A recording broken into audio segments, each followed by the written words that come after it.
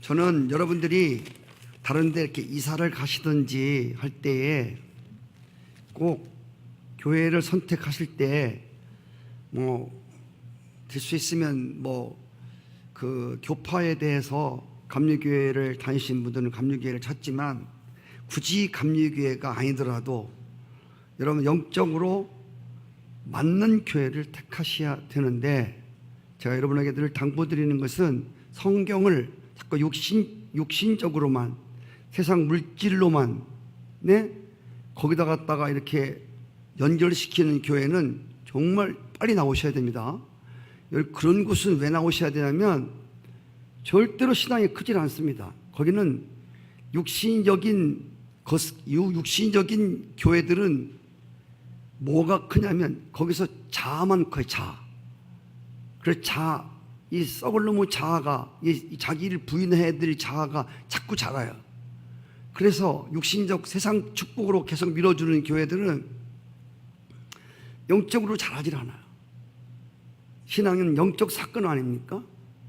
그래서 그 교회 가서 복을 엄청 받았고, 물질의 복을 받았고, 집을 4채 샀고, 5빌딩을 사고, 그런 게 중요한 게 아니에요. 그것도 전혀 필요 없지는 않지만, 먼저 우리가 영원히 살찌는 영적인 생명이 충만한 하나님의 말씀을 신령한 만나로, 하나님 말씀이 본래 신령한 만나잖아요.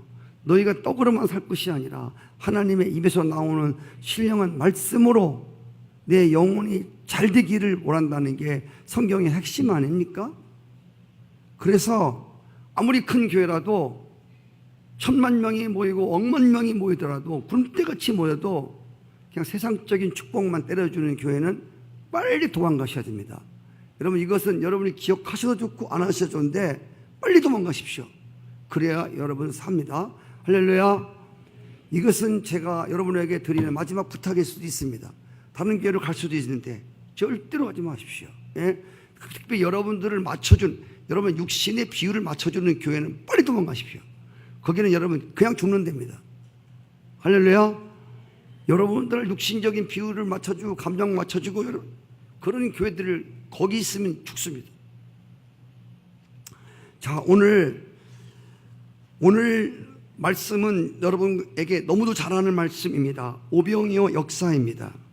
오늘 이 말씀은 사실은 이 말씀 오병이어 보리떡 5개 물고기 2마리를 5,000명 먹인 사건은 우리가 많이 말씀을 들었지만, 이 말씀은 선교에 대한, 전도에 대한 말씀입니다.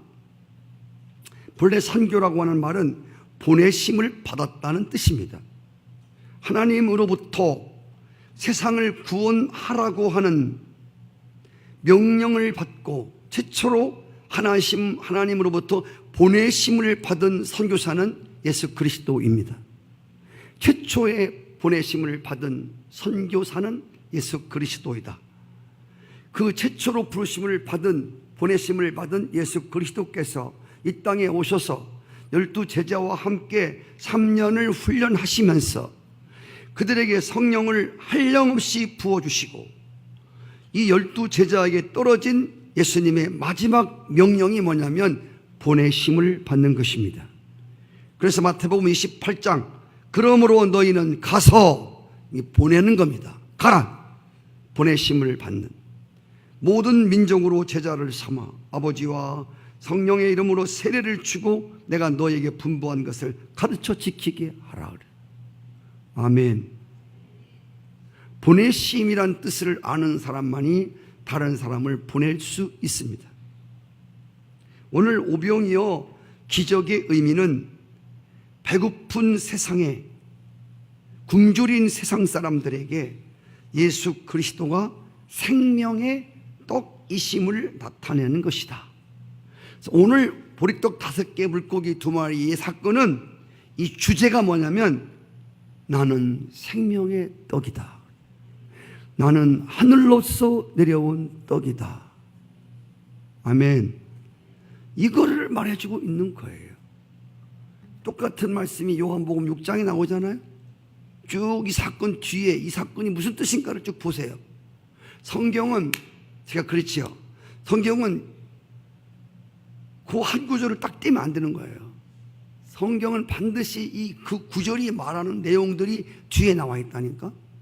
그 뒤에 내용을 무시해버리고 다른 것으로 붙여버리면 이것은 성경을 바르게 전달하는 것이 결코 아니라고 하는 것입니다. 그래서 요한복음 6장 사건이, 보리떡 사건이 뭔 것인가를 뒤에 보시면 내가 생명의 떡이다, 나는 하늘로서 내려온 산 떡이다. 아멘. 아까 어떤 분이 우리 주일학교 간식으로 떡을 주었습니다. 우리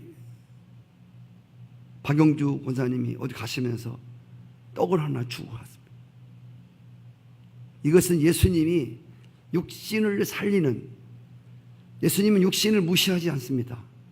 이 내용의 정말 중요한 의미는 예수님이 영혼을, 생명을 살리는 그 떡이라는 것입니다. 육체가 잘 먹고 부자 되고 배 나오게 하는 그런 떡이 아니라고 하는 것이 여러분 그 뒤에 나오는 사건이라고 하는 것입니다. 오늘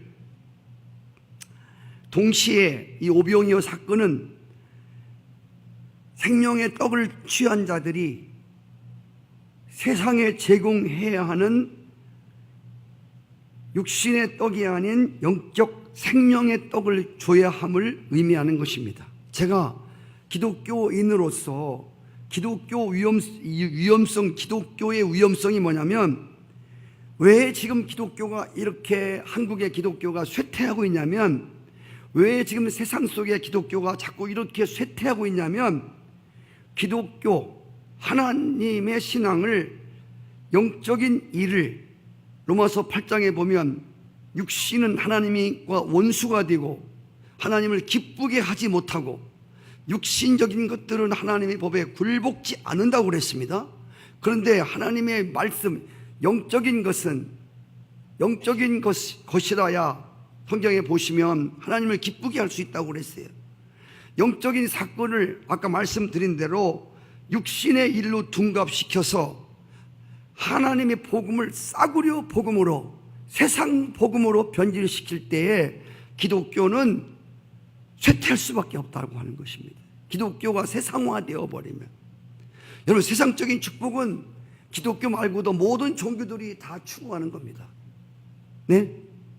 절간에 가서 108번 절하고,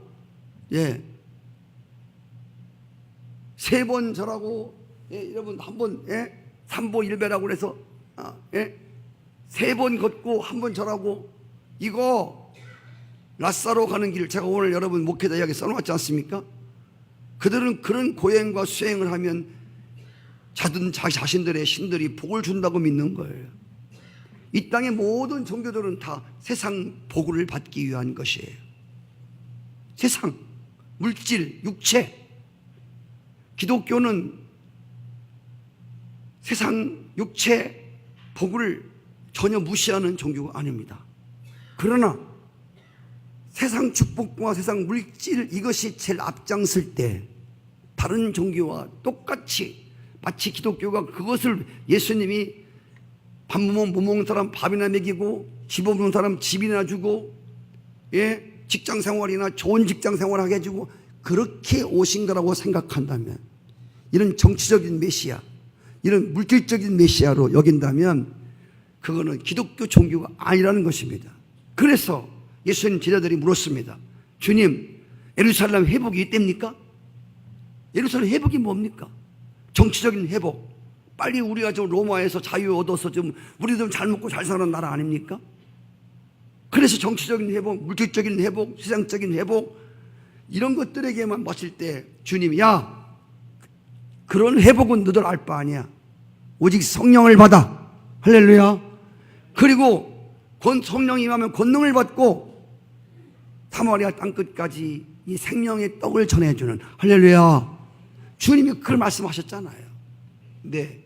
우리 목사님은 뭐 이상하게 신령 영적만 하고 세상적인 것들은 다 배제하지 않습니다.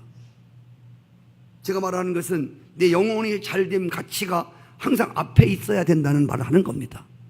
이걸 뒤집어 갖고 범사가 잘 되는 것이 기독교인 것처럼 둔갑시키면 기독교의 복음은, 기독교의 종교는 싸구려 종교가 될 수밖에 없는, 아멘이시죠?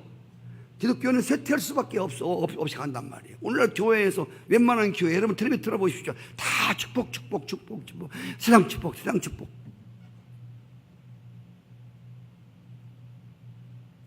전부 다 세상 것으로 그냥 매듭질을 쳐가지고 신령한 것이라고는 정말 보기 드문. 그래서 기독교를 싸구려 종교로 만들어 버렸단 말이에요. 이것이 오늘 기독교의 아주 위험한 것이라고 하는 것.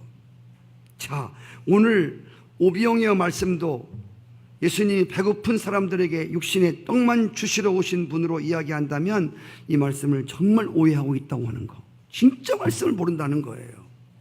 그런 교회를 빨리 나오라는 거예요. 이봐라, 보리떡 2개 갖고 돼야 바치면 시큰먹게 해줘. 바쳐. 이렇게 말하는 교회는 빨리 도망가라는 거예요. 그 뜻이 아니에요. 이거는 제가 증명해 드릴까요? 요한복음 6장도 똑같은 사건입니다. 6장 63절을 한번 보십시오.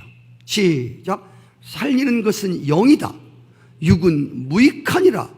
내가 너희에게 한 말은 영이요 생명이라. 할렐루야.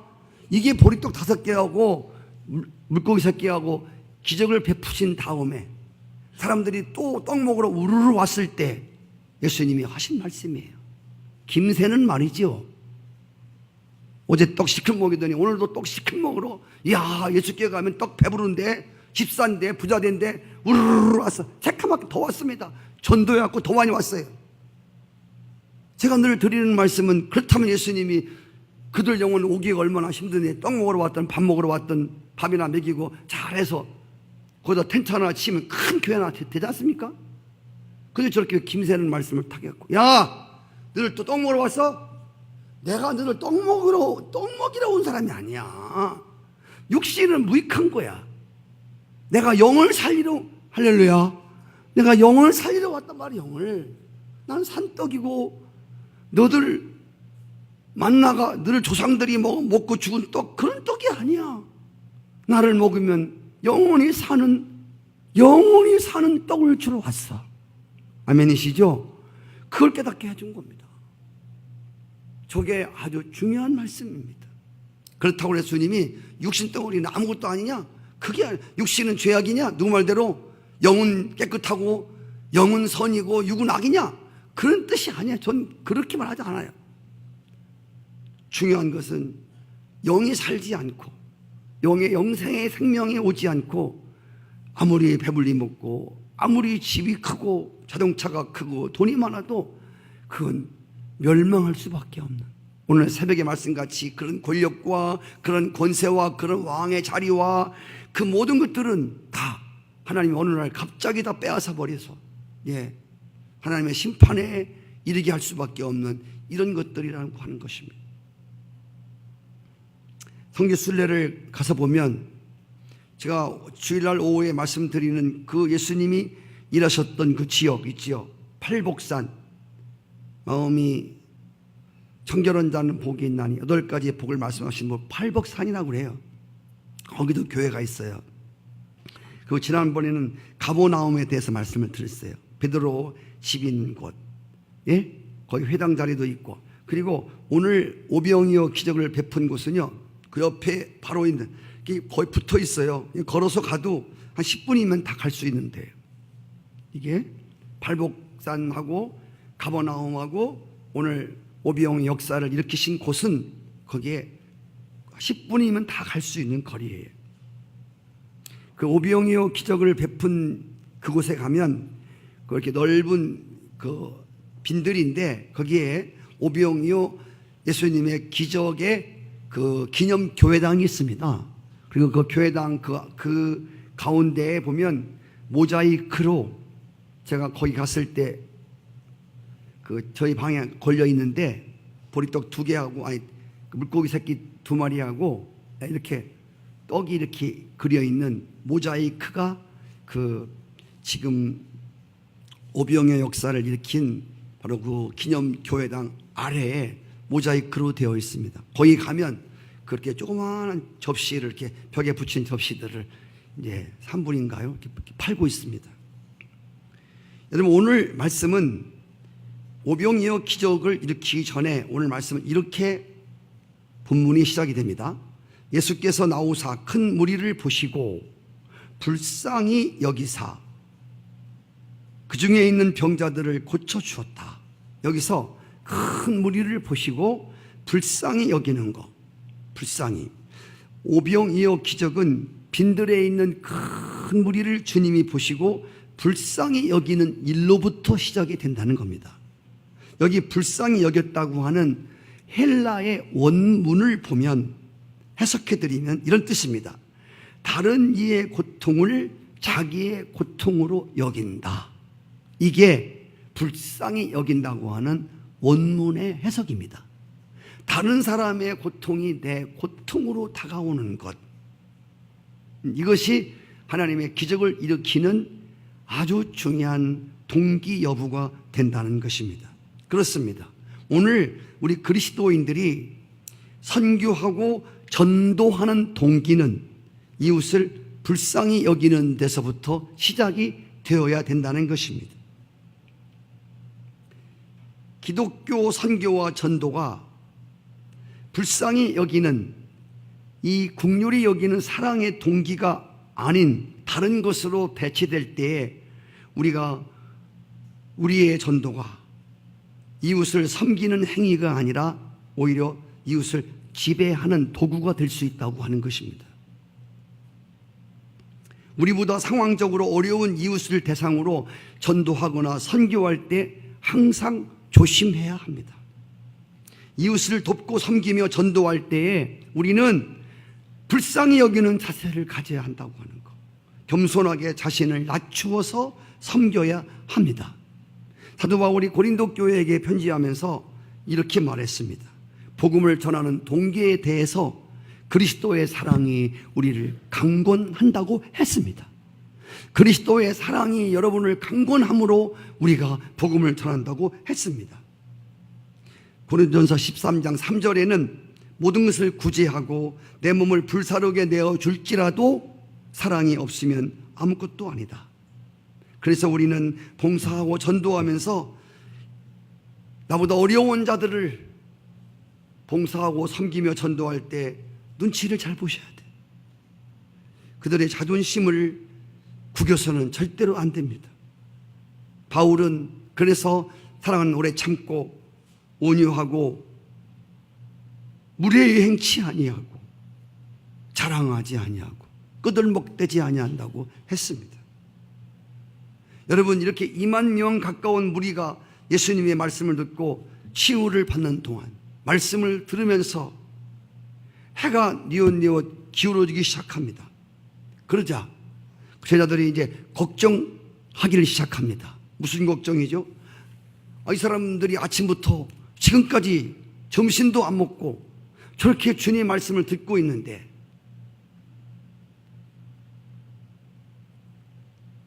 어떻게 먹는 문제를 해결할까? 그래서 이 예수님 제자들이 예수님한테 제안을 했습니다. 예수님, 저 사람들 배고파요. 설교가 보통 길이셔야지. 아침부터 이렇게 저녁 때까지 말씀을 하시니 고치는 사역, 말씀 사역 계속 하시면서 밥 먹을 틈을 주지 않는 거야.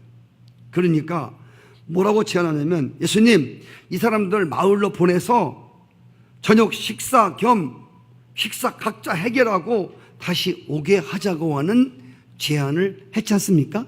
그때 오늘 16절에 보시면 예수님이 의외의 말씀을 하십니다. 한번 따라해 보시죠. 갈 것 없다. 갈 것 없다.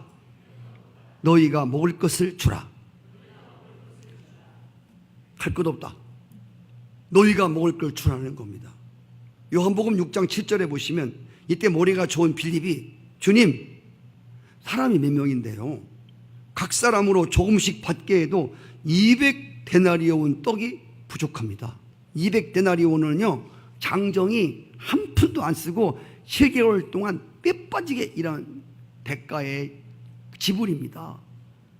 거금의 거금. 네, 장정이 하루 품삯이 1데나리온입니다. 200데나리온 어치를 가져도 이 사람들 조금씩이라도 먹게 할 수도 없습니다. 이 계산이 안 나오는 거예요. 성도 여러분, 제자들은 예수님이 하신 말씀에 대해서 도저히 불가능하다고 그들은 예수님에게 말했습니다. 성도 여러분, 우리가 믿음이 아무리 없어도 하나님이 말씀하시는 건 불가능하지 않습니다. 아멘. 우리는 적어도 아무 믿음이 없어도 이건 가져야 돼요. 하나님 말씀은 불가능이 없다.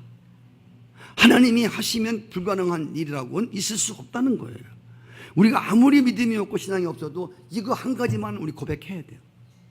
할렐루야. 하나님이 하시고자 하면 다 하시는 거예요. 그분은 말씀 하나로 세상을 다 만드신 분이셔. 그렇죠. 아유. 그래서 베드로야, 너 오늘 닭 물면 나 3번 부인할 거야. 아, 예수님 무슨 말씀을 그렇게 하세요? 내가 죽을지언정 그렇게 안 씁니다. 주님이 한다면 하는 줄 아세요? 아멘이시죠? 주님이 먹을 거 없다 너희가 주라고 하면 주님 말씀은 그냥 둬요. 예. 안 물어요. 괜찮아요. 네. 그래서 주님이 말했어요. 주님이 너희가 먹을 걸 주라고 하면 주님은 말도 안 되는 말씀을 절대 하시지 않아요. 네. 이 다음 주에 나오는 말씀이지만 백부장은 말씀만 하십시오. 내 아래도 부하가 있는데 내가 하라면 다 합니다. 하나님 말씀하면 다 끝납니다. 마리아 계집종입니다. 천한 그런데 말씀대로 이루어지리라. 할렐루야. 하나님의 말씀. 예. 하나님의 말씀이 어떻게 능치 못함이 없겠습니까? 그분이 말씀하시면 거기에 모든 가능함이 거기 포함된 것이에요. 그런데 너희가 먹을 것을 주라고 했더니 아이고 이거 어떻게 먹습니까? 이거 불가능한 것입니다. 라고 말했습니다. 그때 아다시피 요한복음 6장에 보면 안드레라는 사람이 하나 아이가 가지고 있는 물고기 5개하고 보리떡 5개하고 물고기 2마리를 가지고 왔습니다. 그때 예수님께서 말씀하시기를 내게 가져오라고 했습니다. 늘 말씀드리지만 예수님은 없는 것도 있게 하시지만 오늘 말씀의 기적은 이 오병이어의 기적, 선교의 기적, 전도의 기적은 없는 것으로 한 것이 아니라 그들이 가지고 있는 것을 가지고 일으켰던 기적의 사건입니다. 여기 어린 아이가 싸운 점심을 먹을 틈도 없었어요. 어린 아이가 점심으로 싸운 초라한 도시락. 이게 보리떡 5개하고 물고기 새끼 2마리가 들어있어요. 그런데 중요한 것은 이것이 하나님께서 배고픈 군중들을 먹이시기 위한 하나님이 준비한 떡이었단 말입니다.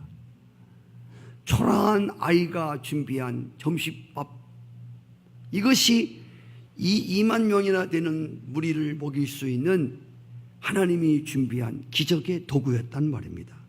베들레헴의 초라한 마국간에 하나님이 어린아이가 돼서 오신 예수. 베들레헴이라는 뜻은 떡집이란 말입니다. 이 떡집에 오신 예수 그리스도, 그는 온 세상의 굶주린 영혼들을 위해서 하나님이 준비하신 생명의 떡이었다 말입니다. 베들레헴 떡집에 초라한 인간의 모습으로 오셨던 바로 그분이 온 세상, 거기 빈들판에 모였던 2만 명은 오늘 온 세상에 굶주린 배고파 죽어가는 영혼들을 상징하는 것입니다. 그래서 바로 저들을 살리는 생명의 떡으로 예수님께서 오셨다는 겁니다. 베들레헴에 생명의 떡이 오셨다? 이 말은 이런 뜻입니다. 한번 따라해 주실까요? 떡집에 떡이 있다. 이 뜻입니다. 베들레헴은 떡집의 뜻이에요. 베들레헴이라는 뜻은 떡집이에요. 거기에 예수님이 오셨어요. 무슨 뭘로? 생명의 떡으로 오셨어요. 그래서 떡집에 가야 떡이 있다는 겁니다. 시작. 떡집에 가야 떡이 있습니다. 근데 오늘 문제가 뭐냐면 떡집에 떡이 없다는 거예요.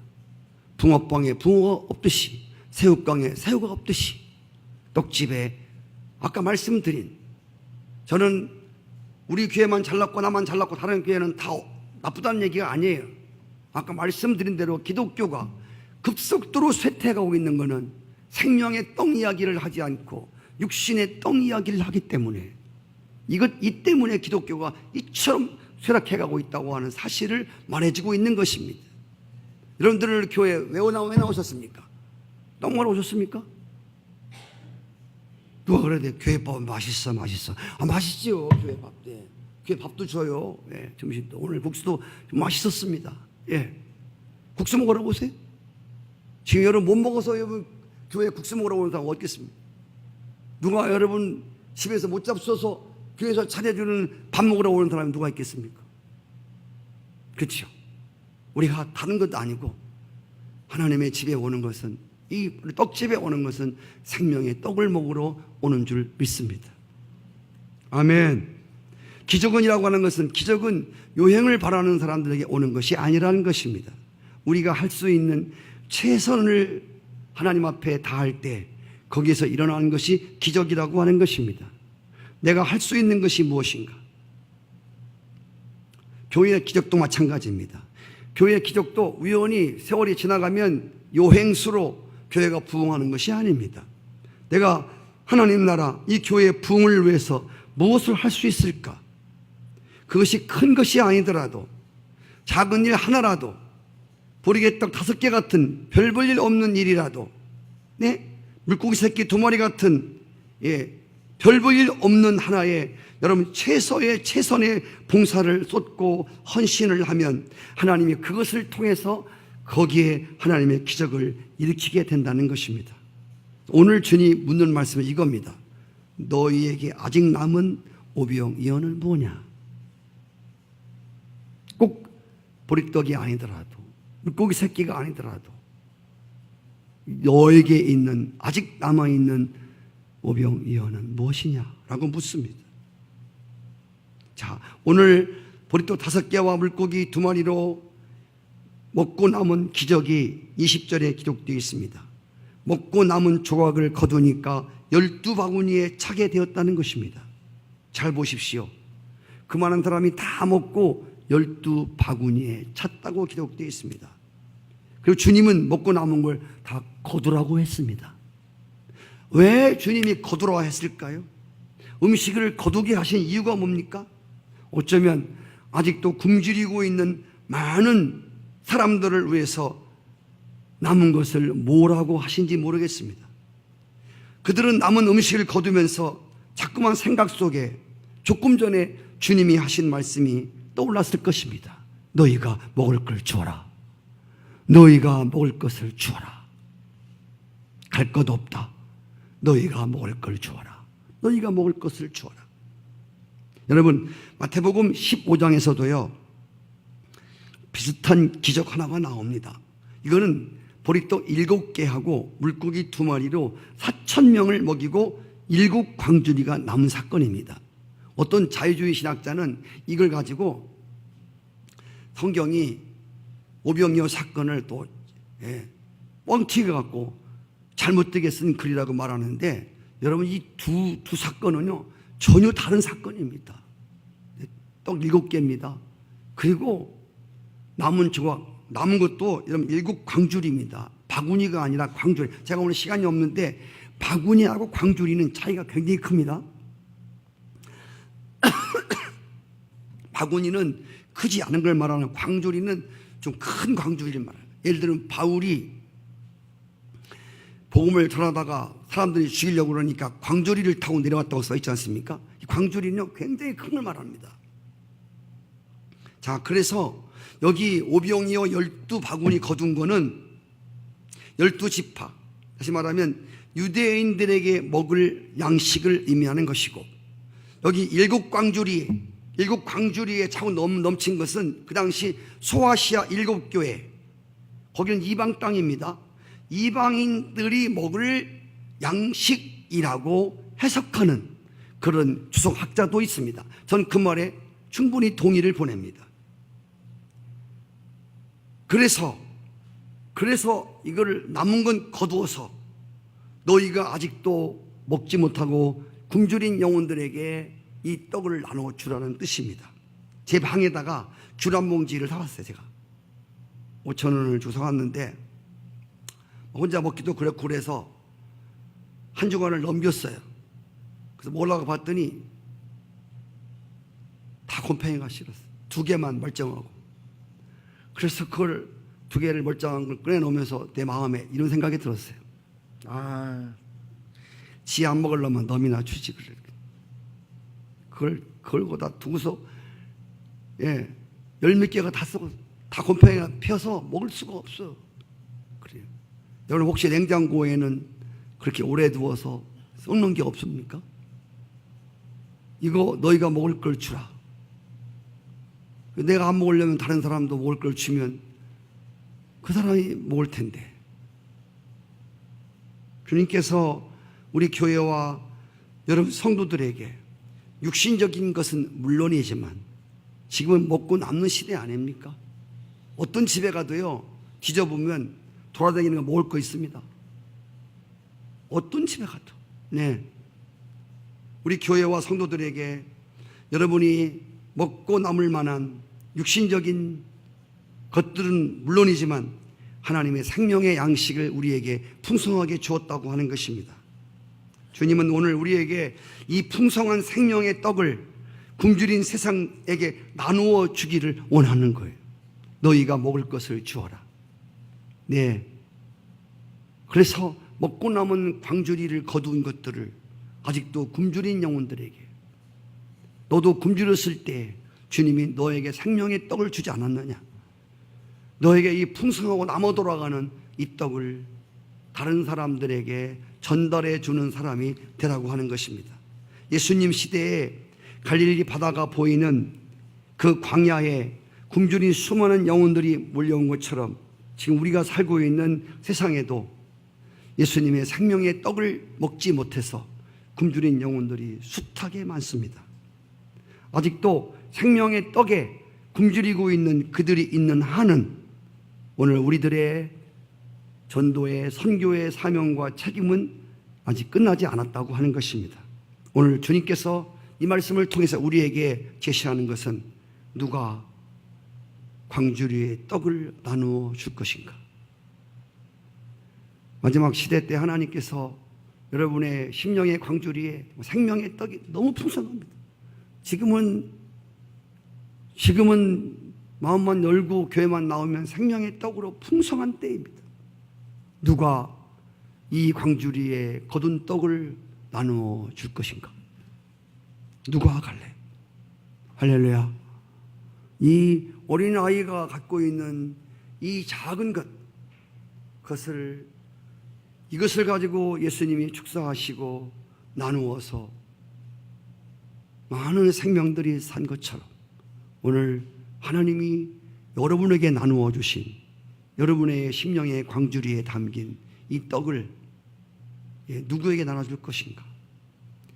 그래서 아직도 미완성된 정말 전도해야 할 영혼들이 너무너무 많습니다.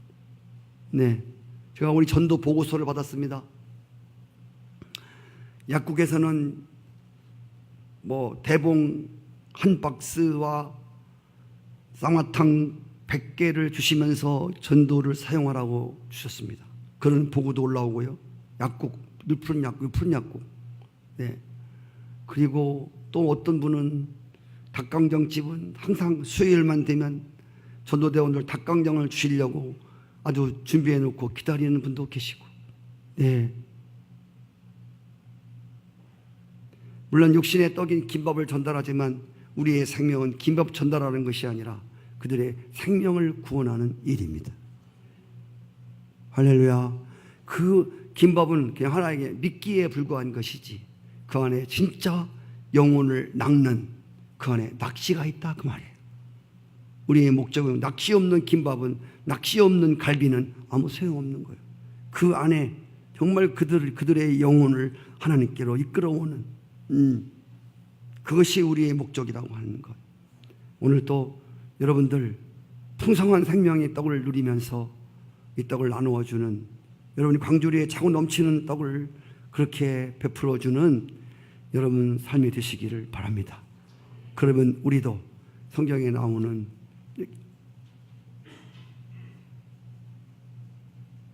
아무것도 아닌 베드로를 통해서 3,000명이나 거두게 된, 베드로는 무식한 사람입니다. 하나님의 성령을 받아서 은혜의 빚진 자가 되어 하나님의 말씀을 전해줄 때에 3,000명의 영혼들이 구원을 받게 되어 5,000명이 구원을 받게 되어져.